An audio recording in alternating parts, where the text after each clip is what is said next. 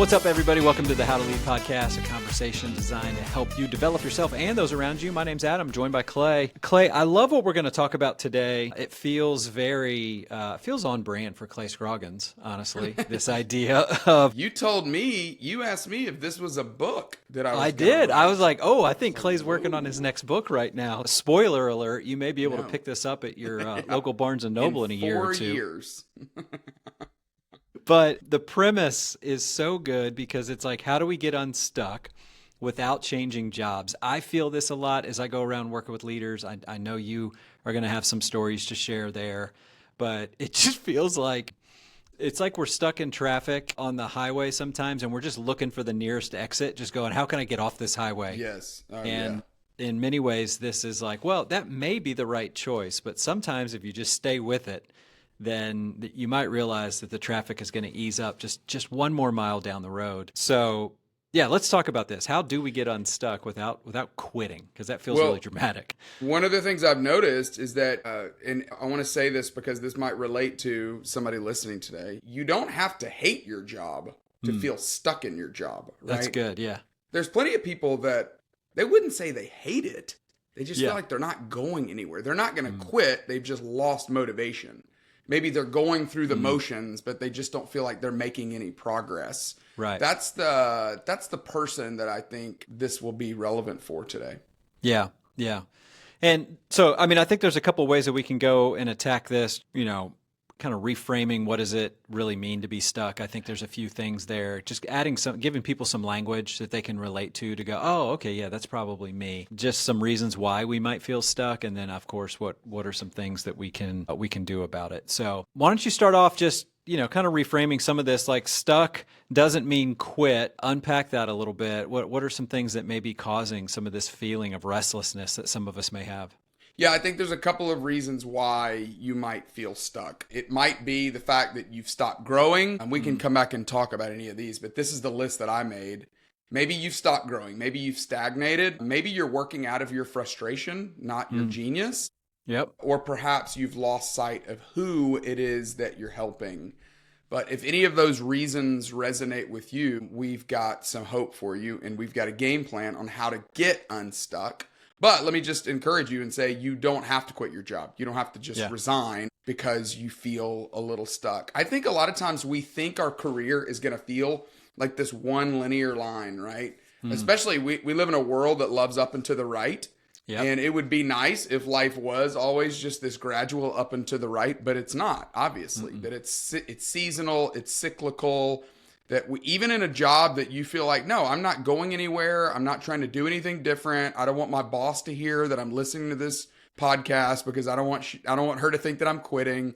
The truth is that you can, no matter what job you're in, you're going to have seasons where you feel like I don't know, I've kind of hit the doldrums, right? I feel like I'm in the Bermuda Triangle right now and I'm just not going anywhere. And so I just wonder, what if we see stuck not as a verdict, but more as a signal. It's not an indictment on your job. It's just a signal that maybe you need to take a different strategy or a different approach in this season. I grabbed this idea from Dan Heath's book, Upstream. Yeah.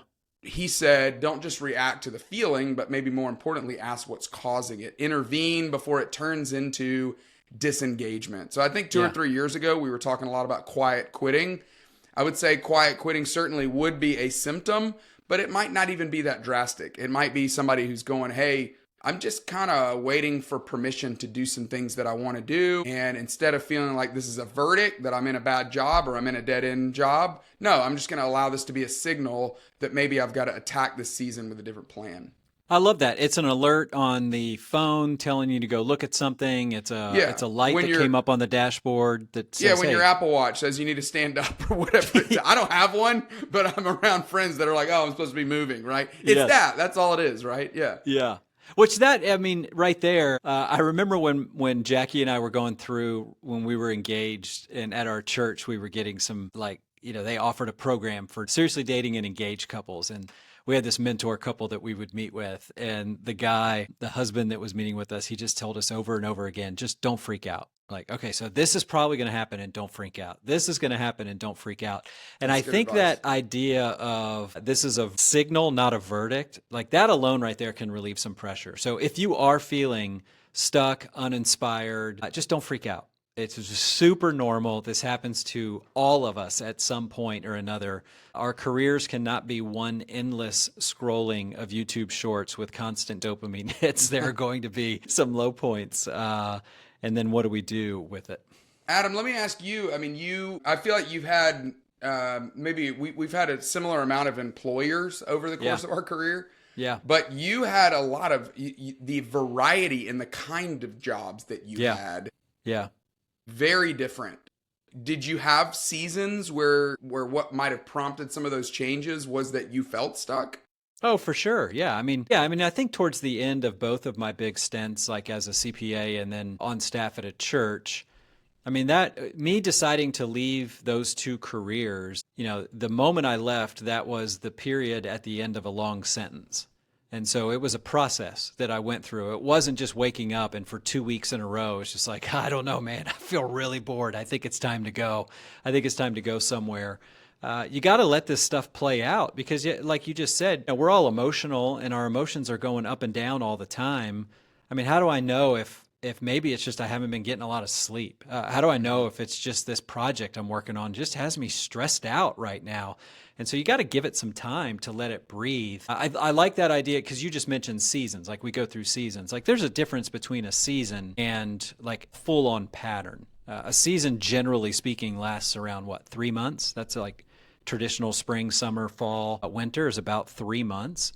So I like that as a good rule of thumb. All right, if I'm still feeling this at the end of 3 months, then maybe it's time to explore something else. But in the meantime, it could just be a season. How about you? Yeah, definitely. There were certainly seasons where I stopped growing, Yeah. for sure. I can relate to that reason a lot. But I think Adam Grant's maybe the first one that I heard say this, that, hey, that's really the best way you should evaluate your next career opportunities. Not are you going to make more money, but is it going to allow you to grow? Are you going to learn something through it? And I did the same job, but in different places for about 6 years. And then my next decade, I did the same job in 3 different places for 10 years. Wow. And so I certainly had times where I had stopped growing. And I think it's because I was seeing growth as too passive, that growth was supposed to come to me as opposed to I'm supposed to find ways to grow, right? Yep. And so I would encourage any listener that would say, hey, I'm in a season where I've stopped growing. Maybe you need to choose a skill, challenge yourself, stretch yourself in a project that you can pursue, even if it's not your boss's idea, even if it's not something that's in your area of, maybe it's the most preferable thing for you. It might not be the most preferable thing for you, but it might be something that can kickstart you in a season where you feel like you have stopped growing. Obviously, if you feel like you're working out of your frustration and not your genius, we're grabbing some language there from Working Genius. But Yeah. it's one of the things that I find most helpful about that assessment is that it helps us understand why I love doing the things I love to do at work. And to your point, you might find yourself in a season where you're doing a lot of work in a particular area that's just not something that you love. It's something that is actually a frustration. Burnout has far more to do not with the amount of work you're doing, but the kind of work you're doing. And so if you're in a season where you feel stuck, that's certainly worth paying attention to. And then that third reason that you've lost sight of who you're helping, I don't know, at least for me, I was so driven by the who, not only my boss, some colleagues, the people that I was trying to help with the work that I was doing. But when you lose sight of that, I feel like it's one of those seasons where potentially you've lost your why. And I don't know who said that, but when you've lost your why, you've lost your way, right? That when you've lost that reason why you're doing it, it might be time to tap back in to reconnect to your purpose, remind yourself why it is that you're doing the work that you're doing. Yeah. I mean, there is some of that we're all motivated by just knowing that someone somewhere is being positively impacted by what we're doing. And I'm not talking about altruistic change the world kind of stuff. right. I just mean somebody wants me to show up every day and do this work. And it's nice to know that you're helping someone, which, by the way, for the bosses out there that are listening, oftentimes the people on your team, the number one person whose life is positively impacted by your team's work is you. And so you have so much power to just let people know what they're doing to help you out. So, okay, let's give them some tactics. So let's just say, all right, you are feeling stuck. We're not going to quit. And here's a couple of alternatives, some things you can do while you are contemplating, thinking, studying, reflecting, all of those kinds of things. So just throw three out there. Give us the three ideas, and let's unpack each of them. Sure. These are the most practical ways that I could come up with, Yeah. Tarno, on helping somebody get unstuck. Number one, think of what are the sideways moves that I can make, right?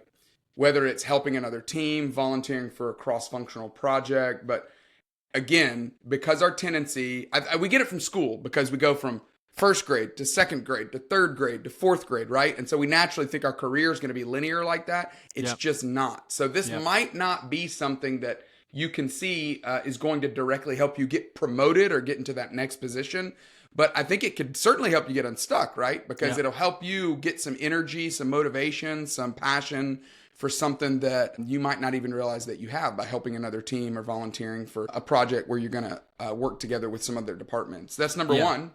Yeah. Number two, personal projects at work. So I don't know how true this is, but this is one of those wives' tale potentially that I'd always heard about. That is it true that at Google, 80% of the time you'd spend your time working on that thing that you were hired to do, but they gave you margin, they gave you 20% margin to work on your little pet project? Yes, it is. It is. It is. They've gone public with that. So there's that one, and I think it came from 3M.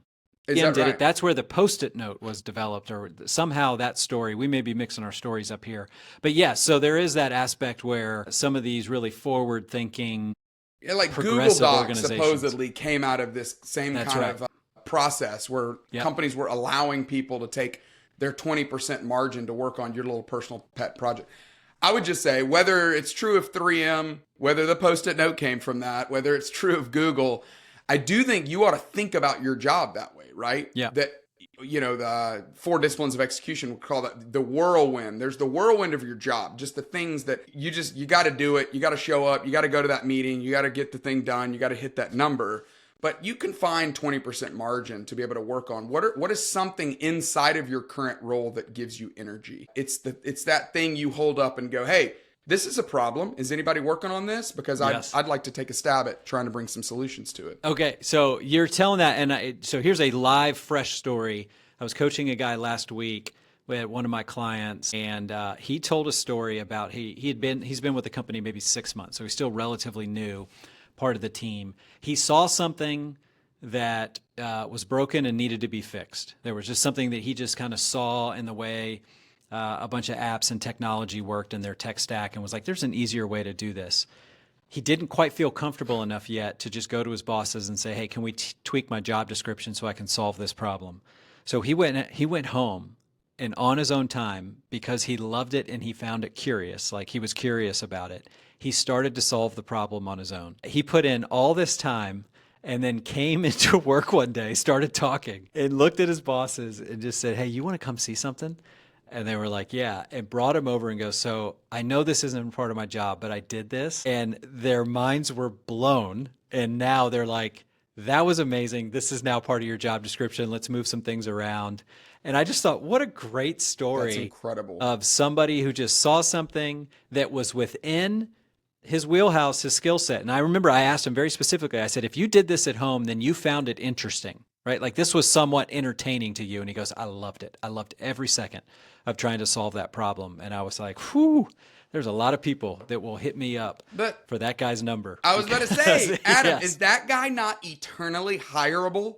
Yes. I mean, that is the kind of employee that we want to have on our teams, right? It's the person that is so engaged that's saying, hey, I'm going to work on this even when it's not work hours, right? That's right. And so I like that as like the idea is, what are you super interested in, and how can that help solve a problem at work? And then just find a way to do it. If you get your 20% of your time from 9 to 5, so to speak, that's great. But if not, I mean, if it's probably better than watching Netflix every night. So just go home and do some of this stuff. And if you're again, the key is, are you finding it interesting? And if you're finding it interesting, then it's probably going to be really helpful. So I think that was one where I saw he wasn't quite feeling stuck, but he just saw something, and now it made his job really cool for him because they saw what he can do. All right, so number 1, sideways moves. Number 2, a personal project at work. And then number 3, this really connects to that why, the trying to figure out who you're trying to help. Yeah.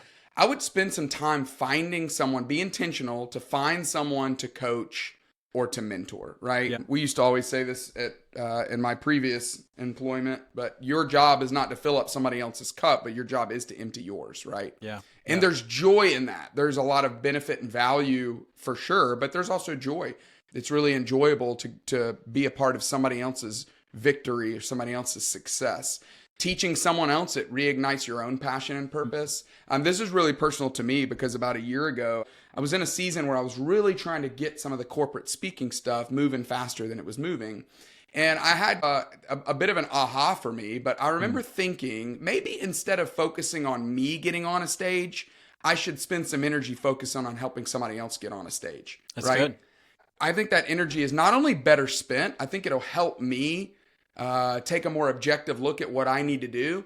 But anytime we get the spotlight off ourselves and get it onto someone else, I just think our life is more fulfilling. And I think we'll find that our work is a little bit more meaningful because we're not just focused on what do I need to do to get some energy. No, I'm going to go, what can I do to try to help somebody else, whether it's through coaching or through mentoring. Yeah, and listen, let me, as somebody who just turned 50 last week, I feel like I've got some moral authority to say this. If you are over the age of 45, absolutely you need to do this. It's probably going to be, dare I say, maybe even a little bit more challenging to find a project that's really going to fire you up like it did in your 20s. And so you are like Farmers Insurance. You've seen a thing or two, and so you know a thing or two. Go share that. Go share that because I think you've got so much wisdom to be able to share. And I think, and we've said this, people who listen all the time know what I'm going to say. We get to the end of our career, Clay. This is going to be what we're most proud of is who we developed, not what we accomplished and how much money we made. And so it absolutely does reignite this. And so again, 2 weeks ago, got a text message from a guy that was basically like, hey, I'm just starting to notice that all the younger staff are coming to me. The younger people on the team are coming to me asking for advice on how to handle this challenge, how to talk to this person, how to think about that. And I mean, part of it is the guy is skilled and he's wise, but the other part too is he's older and he has something to say now. And so people are finding it very helpful, and he loves it. It's reignited something in him that's been really great. So I love those, right? So sideways moves, personal projects, just get the focus off yourself, go and pay attention to somebody else. I mean, those are three very practical things to do that don't involve quitting, right? In some ways that can reignite some passion back into something that may feel like you're in a little bit of a valley right now. Yeah, so next time somebody tells you, I'm feeling kind of bored at work, I feel kind of stuck at work, right? A great response is to say, number one, congratulations, right? Yeah, there's actually some joy. There's something to be grateful for that I'm in a season where nothing's on fire. There isn't any kind of massive situation going on at work. So I think one, it's okay to be grateful for that season. But then number two, we don't have to stay that way, right? There are some things that we can do without having to quit our job. You don't have to switch careers to start leading again. You just have to stop waiting. That's right. That's really, really good. So, okay, so that's the challenge this week. You probably some idea that came to mind as we were just chatting for a few minutes on this topic. Pick one of them, do it. Send us an email. Let us know how it went. We'd love to celebrate along with you, and maybe even share some of those ideas with our listeners as they reach out as well. It's just refreshing to know, Clay, you don't need a new job all the time. Sometimes I don't mean to be cliche, but it's just a slightly different mindset on our current place can really reignite a lot of passion. So this is a good one, man. Again, write your book on this one. Or this has got to be in the running. The book, bro. Write the book. Come on. People need more. Yeah, well. They need more cowbell with this, and this is the cowbell that they need. This is the cowbell. So. I'll keep you updated on where it goes from here. Let's see. All right, buddy. Great to be with you as always. Well, that's all we got for today's episode of the How to Lead podcast. You can always reach out to us via email. We can be reached at info@howtolead.work. That's info@howtolead.work. Every episode is mixed and edited by the team over at Sound of a Rose. You can learn more about them at soundofarose.com. Thank you so much for listening. We'll talk to you again next time.